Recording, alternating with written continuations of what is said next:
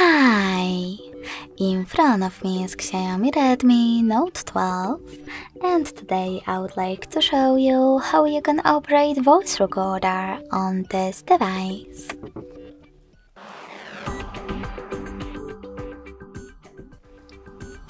Firstly, you need to locate Tools folder, and in it, click on Recorder app. Now you can click on this gear icon at the top right corner and manage all of those options however you wish to, like recording format. When you finished, tap on the back button and click on this red one to start your recording.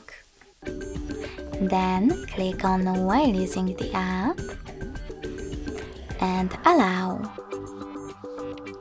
As you can see, recording is on. If you want to add a bookmark, click on this right button. In order to pause it or unpause it, click on the left one. And if you wish to end it and save it, on the middle one.